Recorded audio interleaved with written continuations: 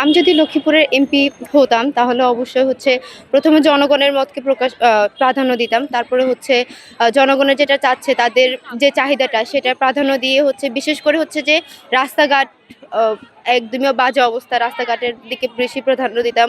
রাস্তাঘাট ঠিক করার জন্য হচ্ছে প্রথম পরিকল্পনা নিতাম। তারপরে হচ্ছে যে যেমন চাচ্ছে দেশের হচ্ছে যে মানে যেটা সুবিধাজনক হবে আর কি, সেটার অবশ্যই প্রাধান্য দিয়ে আমি সেই কাজটা করতাম আর কি। আমি যদি এমপি হতাম তাহলে এই যে লক্ষ্মীপুরের মধ্যে কলেজের মধ্যে রাজনীতি, ছাত্র রাজনীতি যেটা, ওইটা সর্বপ্রথম উঠে ফেলতাম, ওইটা বাদ দিয়ে দিতাম। কারণ কলেজের ভিতরে রাজনীতি জিনিসটা মানায় না। এখানে মানুষ আসে, ছেলেমেয়েরা আসে শিক্ষা ভিক্ষার জন্য, এখান থেকেই জ্ঞান অর্জন করবে। এখান থেকে কোনো রাজনীতি কোনো বিষয়টা মানায় না কলেজের ভিতরে। আর আরেকটা হচ্ছে গিয়া এই যে আর্থিক যে ব্যবস্থাটা আর কি লক্ষ্মীপুরের মধ্যে, আমি যদি এমপি হতাম তাহলে আমি আর্থিক ব্যবস্থাটার দিকে সর্বপ্রথম খেয়াল করতাম। ওইটা হচ্ছে গিয়া বিভিন্ন জেলার মধ্যে দেখা যায়, বড় বড় ঢাকা শহর, চিটাগাং, তারপরে অন্যান্য জেলার মধ্যে দেখা যায় ওইখানের মধ্যে কলকারখানা আছে, অনেক কিছু আছে। কিন্তু আমাদের জেলার মধ্যে এই যে কৃষি ব্যবস্থা তারপরে যে মানুষের কর্ম ব্যবস্থা, তেমন একটা আহামরি কোনো সুযোগ সুবিধা নেই।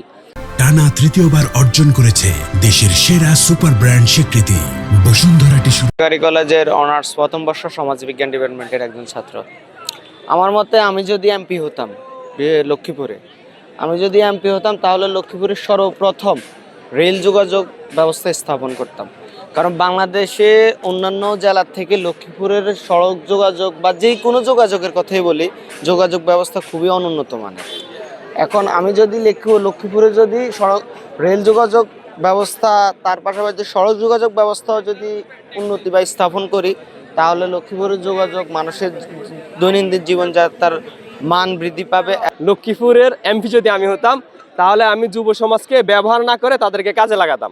আমাদের লক্ষ্মীপুর জেলার মধ্যে চিকিৎসা খাতে মোটামুটি মানে ভালোই অবনতি। তো এই ক্ষেত্রে আমি চেষ্টা করতাম আর কি, আগে সর্বপ্রথম চিকিৎসা খাতটা আগে উন্নয়ন করার জন্য আর কি। আমি যদি সত্যিকার অর্থে আমার খুব করে ইচ্ছা, আমি যদি এমপি হতাম, আমি সবার আগে আমার শহরটাকে পরিষ্কার রাখতাম একদম। মানে কেউ আমার শহরে ঢুকবে আর তার মন জড়িয়ে যাবে। আমরা লক্ষ্য করছি যে আগামী যে ত্রয়োদশ জাতীয় সংসদ নির্বাচন 12 ফেব্রুয়ারি অনুষ্ঠিত হবে, সেখানে তরুণ প্রজন্ম অপেক্ষা করছে একটি উৎসবমুখর পরিবেশে তারা ভোট দিবে এবং তাদের একটা আগামীর একটা প্রত্যাশিত বাংলাদেশের সামনে রেখে মতো তারা ভোট দিবে। তো আসলে তরুণ প্রজন্ম আগামীর বাংলাদেশ নিয়ে কী ভাবছে, আমাদের লক্ষ্মীপুরে একটা তরুণ প্রজন্ম রয়েছে, সেই তরুণ প্রজন্ম লক্ষ্মীপুরকে নিয়ে কী ভাবছে, সেই ভাবনার বিষয়টা জানার জন্য আসলে আমাদের এই ব্যতিক্রমধর্মী উদ্যোগ। তরুণরা আসলে পৃথিবীর ইতিহাস তৈরি করে, তরুণরা কিন্তু বাংলাদেশের ইতিহাস নির্মাণ করেছে। এই বাংলাদেশের যে স্বাধীনতা, সেটাও তরুণদের হাত ধরে এসেছে। আমাদের যে ভাষা আন্দোলন, আমাদের যে ভাষা, মাতৃভাষার যে অধিকার, সেটাও তরুণদের হাত ধরে এসেছে।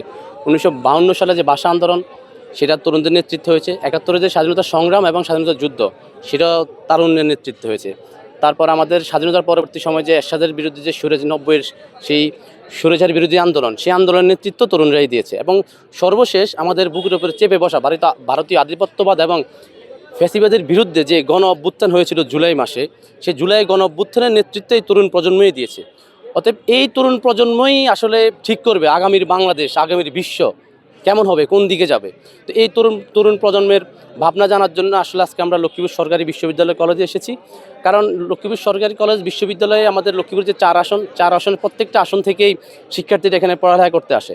তো এই 4 আসনের শিক্ষার্থীরা আসলে লক্ষ্মীপুরকে নিয়ে কী ভাবছে, সেই ভাবনা জানার জন্য আসলে আমরা ভ্যানগার্ড থেকে আজকের এই ব্যতিক্রমধর্মী এই উদ্যোগ গ্রহণ করেছি। এবং আপনারা দেখতে পাচ্ছেন যে সরকারি কলেজের শিক্ষার্থীরা উৎসবমুখর পরিবেশে তারা কিন্তু এই প্রোগ্রামে তারা অংশগ্রহণ করছে এবং তারা তাদের মনের ভাব আমাদের বিলবোর্ডে লিখছে।